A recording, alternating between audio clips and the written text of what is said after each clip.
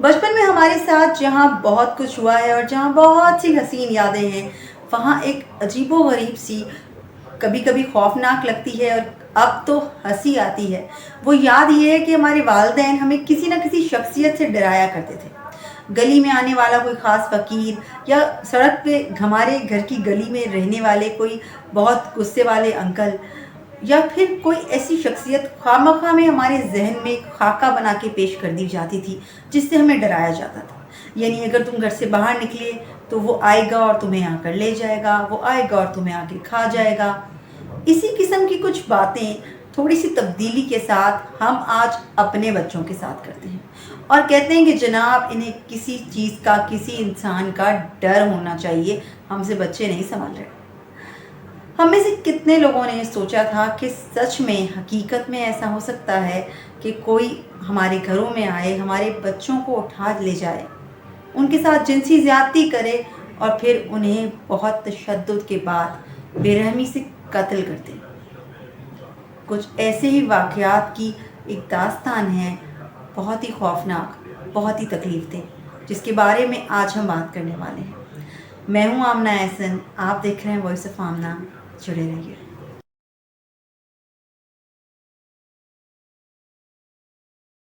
30 دسمبر 1999، ایک معصوم دکھنے والا شخص جنگ اخبار کے دفتر میں داخل ہوتا ہے اور وہاں بتاتا ہے کہ میں 100 افراد کا قاتل ہوں، 100 بچوں کا قاتل ہوں، مجھے گرفتار کر لیجئے۔ دیکھنے والی ہر آنکھ حیران رہ جاتی ہے، کیونکہ وہ شخص ہمارے بچپن کے اس خوفناک خاکے سے میل نہیں کھاتا جس سے ہمیں ڈرایا جاتا تھا، یا جس سے آج ہم اپنے بچوں کو ڈراتے ہیں، بلکہ وہ تو ایک معصوم، ہماری طرح ہنستا مسکراتا، نرم دل رکھنے والا شخص لگتا ہے۔ یہ کہانی ہے جاوید اقبال کی، جاوید اقبال دی کلر، جن کو عرف عام میں ککڑی کے نام سے یاد کیا جاتا ہے۔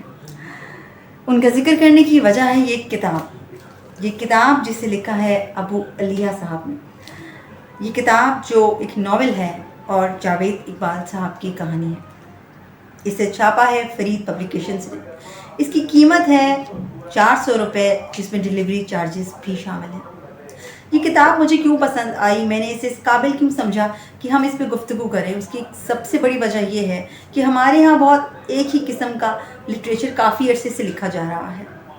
اس میں تھرلر نہیں ہے، اس میں کچھ نیا نہیں ہے، اس میں کسی حقیقی واقعے کو جدت دے کے پیش نہیں کیا جا رہا۔ یہ کوشش اس ناول میں کی گئی ہے۔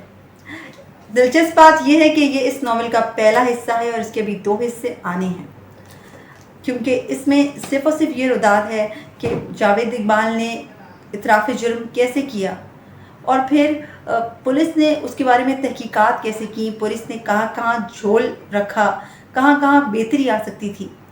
لیکن جاننے والے جانتے ہیں کہ جاوید اقبال صاحب کو پھانسی کی سزا سنا دی گئی تھی، لیکن پھانسی چڑھنے سے پہلے انہوں نے خودکشی کر لی تھی۔ بہت ساری چیزیں، بہت ساری باتیں آج تک راز ہیں۔ مجھے امید ہے کہ اس ناول کے دوسرے اور تیسرے حصے میں ان رازوں سے پردہ اٹھے گا۔ ایک اور بڑی دلچسپ بات ہے، کیونکہ یہ ناول ایک تھرلر ناول ہے، تجسس اتنا ہے کہ جب آپ اس ناول کو پڑھنا شروع کرتے ہیں تو آپ فوری طور پہ گوگل کا سہارا لیتے ہیں اور جاننے کی کوشش کرتے ہیں وہ بہت کچھ جو اس ناول میں بتایا گیا ہے، اور آپ چاہیں گے کہ اس کی تصدیق ہو۔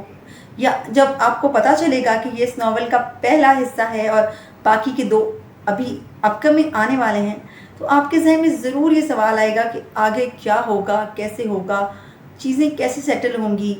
کہیں کہیں غصہ آئے گا، کہیں کہیں پیار آئے گا، کہیں کہیں اس قدر تجسس محسوس ہوگا کہ آپ جس طرح میں نے یہ کتاب ایک ہی رات میں پڑھ لی، ہو سکتا ہے کہ موسٹلی لوگ اس کتاب کو ایک ہی رات میں پڑھ لی۔ ایک تو بڑی وجہ یہ ہے کہ یہ ضخیم نہیں ہے، بہت لینتھی نہیں ہے، دوسرا پرتجسس کتاب ہے، آپ کو اپنے ساتھ جوڑ لیتی ہے۔ ظاہر سی بات ہے، جیسے ہم سسپینس تھرلر موویز کو بار بار نہیں دیکھ سکتے، اسی طرح ایسا نہیں ہے کہ اس کتاب کو ہم بار بار پڑھیں، لیکن یہ کتاب ایک ایویڈنس کے طور پہ، ایک انٹرسٹنگ جو ہے وہ فیکٹ کے طور پہ آپ کی لائبریری میں سیو ہونی چاہیے۔ ساتھ ہی ساتھ چھوٹی موٹے کچھ الفاظ کے علاوہ آپ اسے ایک سٹوری کے طور پہ اپنے بچوں کے سامنے بھی پیش کر سکتے ہیں۔ انہیں ارد گرد کے جو مسائل ہیں، ارد گرد کے جو خوفناک حالات ہیں، ان سے باخبر رکھنے کے لیے. خاص کر جو بچے یہ سمجھتے ہیں کہ بچے کیا ہم بڑے بھی یہی سمجھتے ہیں کہ جو انسان ہمیں شکل و صورت سے ایسا لگ رہا ہے ویسا لگ رہا ہے. ایک بار اپنے بچوں کو جاوید اقبال صاحب کی تصویر ضرور دکھائیں اور انہیں بتائیں کہ تمہیں نقصان پہنچانے والا انسان ایسا بھی ہو سکتا ہے.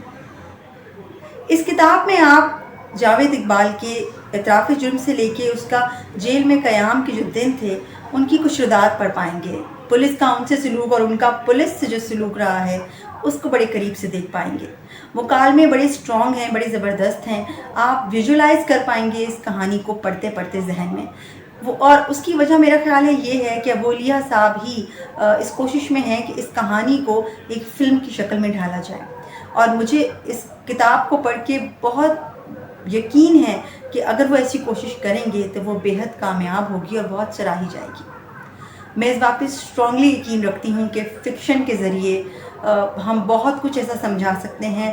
کریٹیوٹی کے ذریعے, ہم آرٹ کے ذریعے اپنے معاشرے میں بہت پازیٹیو چینجز لا سکتے ہیں. اپنے بچوں کو بہت کچھ سکھا سمجھا سکتے ہیں, ایک پازیٹیو میسج دے سکتے ہیں, یا اپنے زمانے کا ایک بہت تلخ چہرہ بھی کبھی کبھی دکھا سکتے ہیں, کیونکہ آئینہ دیکھنے کی ضرورت تو بہرحال پڑتی ہی ہے. بہرحال اس کتاب کو آج چننے کا, اس کو انٹروڈیوس کروانے کا, اس کے ریویو کرنے کا مقصد یہی تھا کہ آپ اس کتاب کو پڑھیں. ایک ڈیفرنٹلی لکھا ہوا فکشن ہے یہ, اور میری طرح آپ بھی انتظار کریں اس کے دوسرے اور تیسرے حصے کا. اور امید کرتی ہوں کہ جب آپ اس کو پڑھیں گے تو آپ اس کوشش کو کامیاب کریں گے. آپ اس کتاب کو لے سکتے ہیں فرید پبلیکیشن سے.